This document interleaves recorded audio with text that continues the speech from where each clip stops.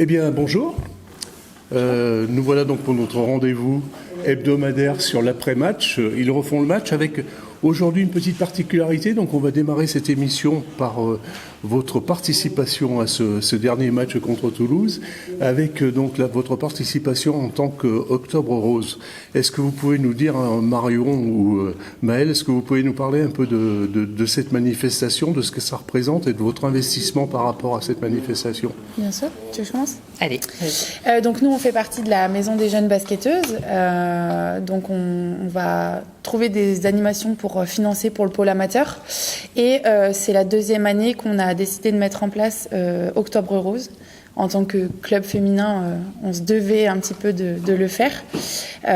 Donc voilà, Octobre Rose, c'est un gros projet. Cette année, on a eu la participation de Basket 5 qui fait des ballons de basket pour l'association et pour la lutte contre le cancer du sein. Donc on en a acheté 2. On a fait une tombola avec et un jeu du milieu de terrain. Voilà. Et puis, je te laisse expliquer ce qu'on a fait d'autre. Voilà, donc pour récolter des fonds pour l'association Jeunes et Roses Rhône-Alpes, on a vendu des petits goodies, des petites choses, des miroirs, des porte-cartes, des choses comme ça. Et on avait mis une urne en bas à l'entrée pour récolter de l'argent qu'on donnera à cette association. En général, courant janvier, ils viennent nous voir pendant un match et on leur remet l'argent. Voilà. Alors, c'est important, effectivement, cette manifestation, cet investissement. Donc, tu dis, ça fait la deuxième année que vous le faites. Vous êtes combien à vous occuper de cette manifestation? On a vu, vous aviez décoré tout l'abord du terrain. Je dirais une trentaine au sein de la MJBM. On est à peu près, ouais. Une trentaine de personnes. À peu près. Pour organiser tout sur le long de l'année, oui, on est une trentaine. Alors ça vous a bien occupé, mais est-ce que vous avez pu quand même regarder ce beau match avec ce résultat contre Toulouse, ce grand résultat plus qu'encourageant? Moi j'ai vu que la première mi-temps. Alors c'est vrai que sur les manifestations, on a très peu le temps de regarder le match, mais le public avait l'air content, il y avait une bonne ambiance, il y avait aussi les danseurs qui étaient là, donc c'est vrai que pour un début de saison, c'est plutôt pas mal. Il y avait des petits jeux de lumière aussi qui étaient... le fait que la salle déjà soit éclairée de l'extérieur en rose, on a trouvé ça trop bien. C'était très sympa. Ouais, c'était vraiment sympa. Et puis il y avait une super ambiance. Et puis l'équipe...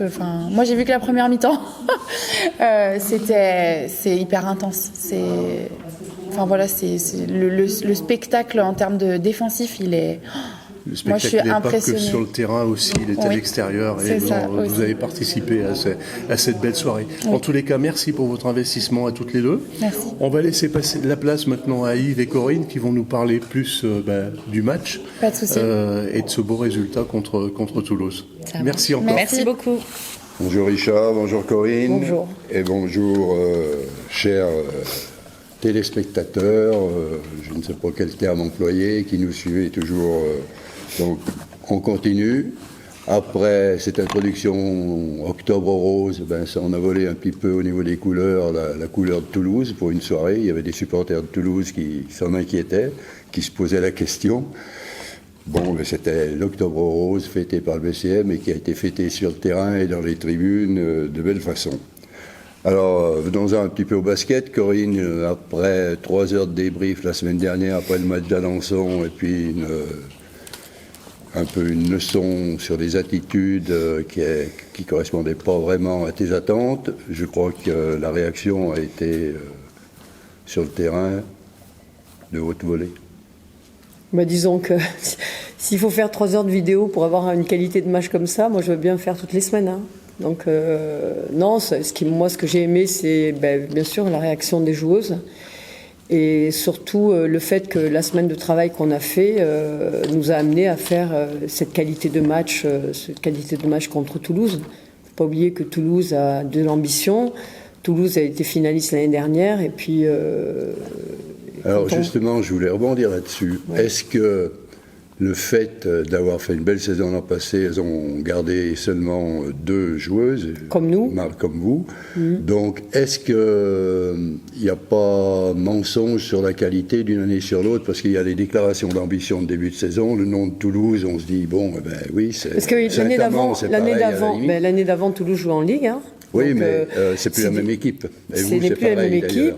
Donc on repart d'une page Tout à blanche, fait. en fait. Et du coup, alors après, nous aussi, on joue la montée. Donc c'est pareil, tous les clubs. Mais disons, pour revenir par rapport à Toulouse, je veux dire, sur le papier, c'est une équipe qui a de l'ambition, c'est une équipe qui a la structure, le financement, qui a surtout déjà le financement.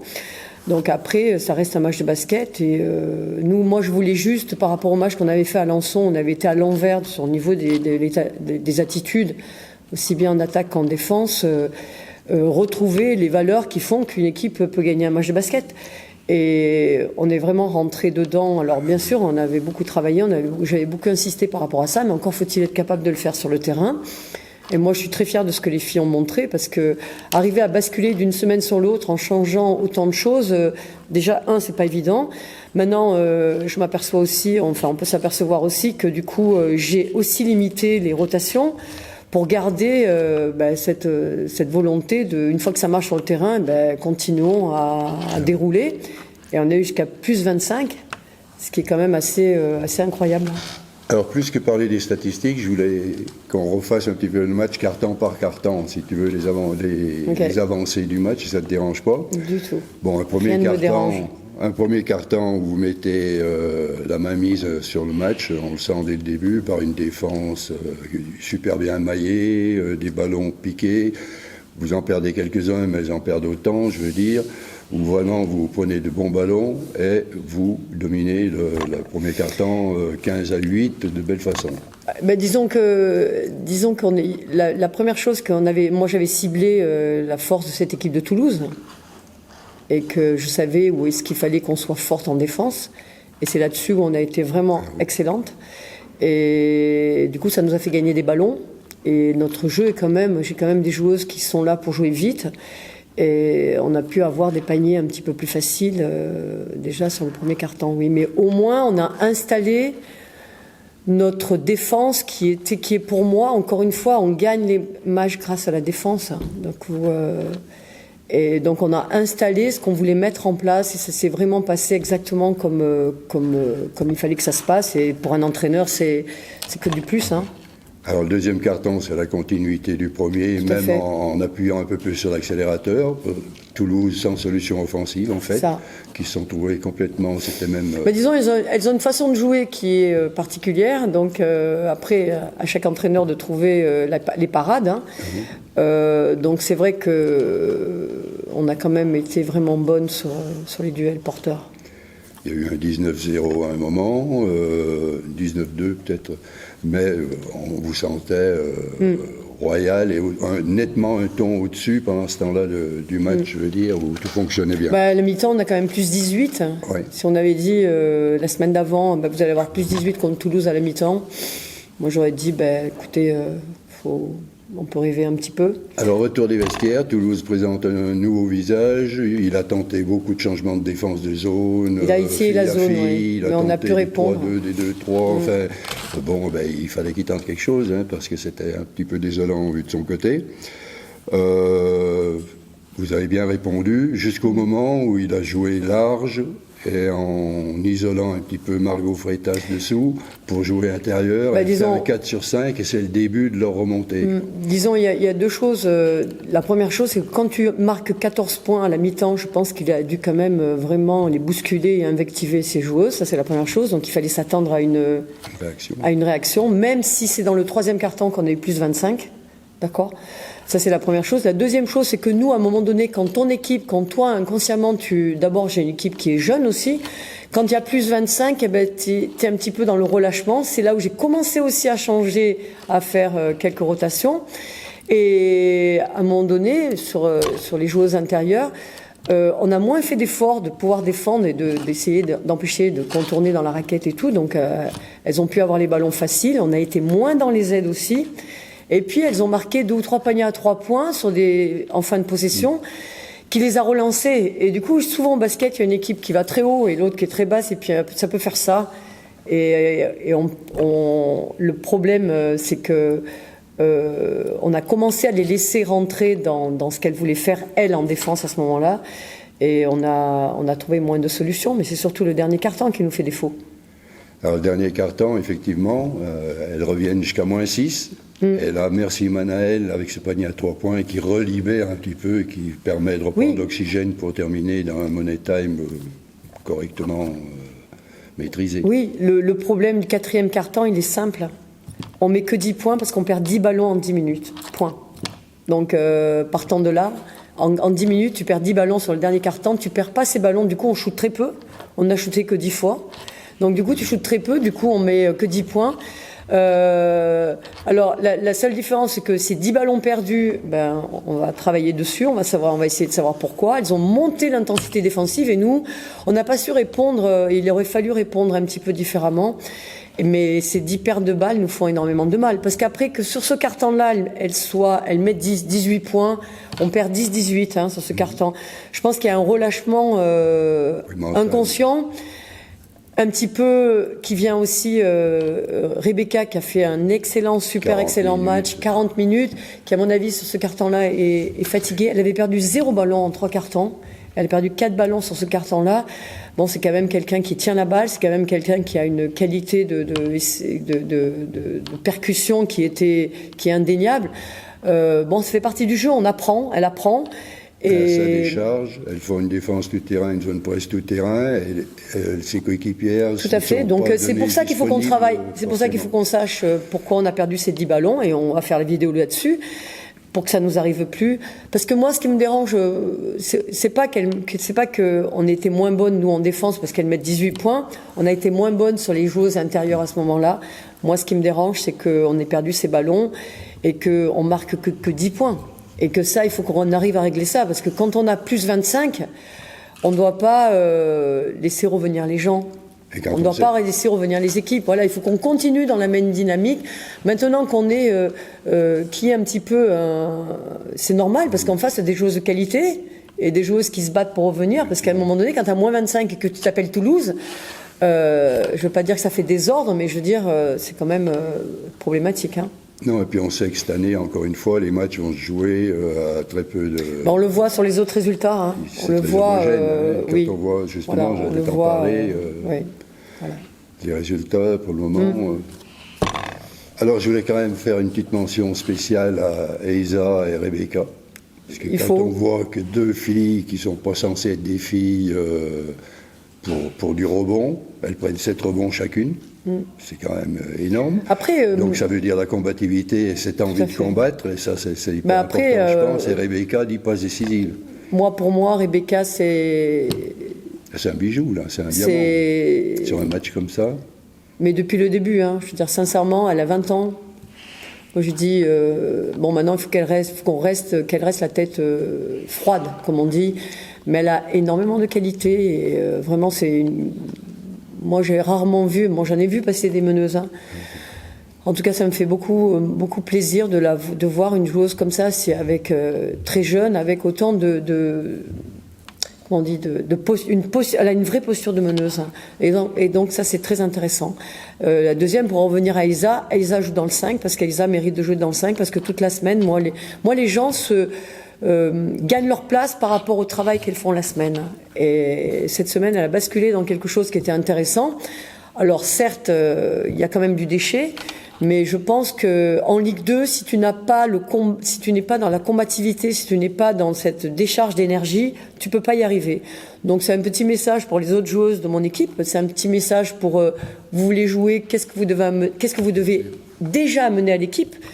Et moi, je pense que c'est totalement mérité pour ces 2 jeunes joueuses il y en a Rebecca à 20 ans, et Isa à 18 ans. Donc, moi, c'est pas une question d'âge, c'est une question de posture et de volonté de bien faire, quoi.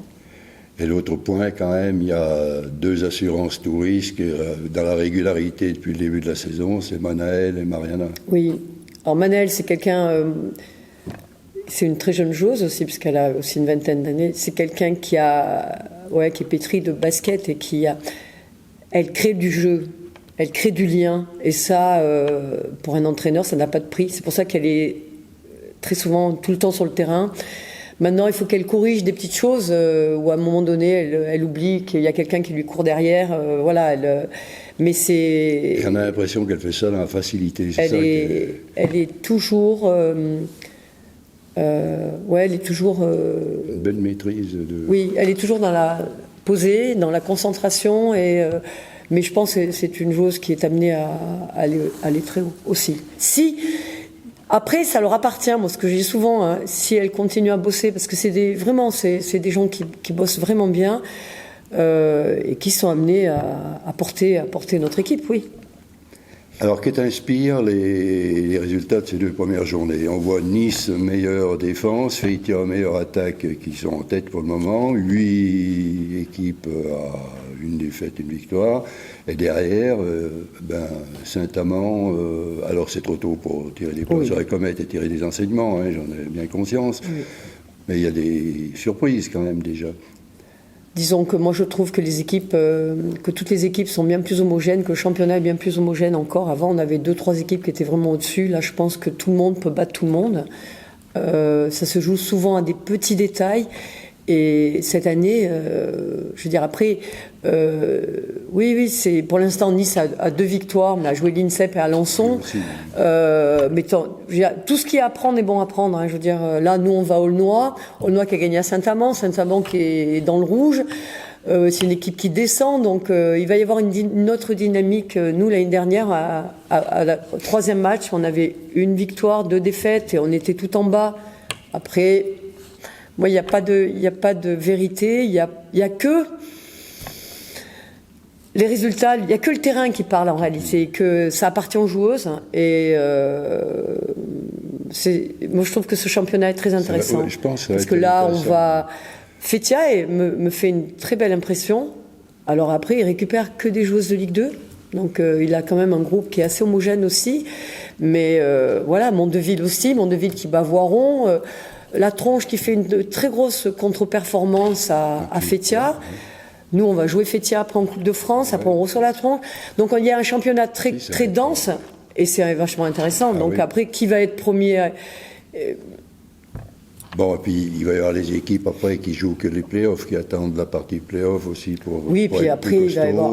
Il y aura des rodages terminés. Peut-être qu'il y a des équipes qui vont aussi rééquilibrer leur équipe, parce qu'il y a des équipes qui vont peut-être changer des étrangères, changer des joueuses. Tu as le droit de changer tes Françaises. Les Françaises ont le droit de bouger. Donc il y a encore beaucoup de choses. On n'est qu'au début du championnat. Maintenant.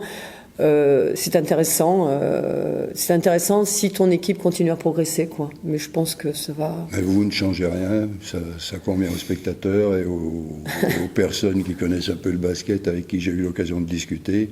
Ça leur convient entièrement comme jeu et production et animation. Oui, après d'une semaine sur l'autre, on s'aperçoit que c'est complètement différent. Maintenant, gardons cette dynamique-là et gardons. Moi, ce qui m'intéresse, c'est semaine après semaine de voir mon équipe progresser, quoi. Parce que autrement, si on est irrégulière, c'est pas intéressant. Il faut qu'on fasse step by step, comme on dit, et qu'on soit d'ici quelques temps encore meilleur.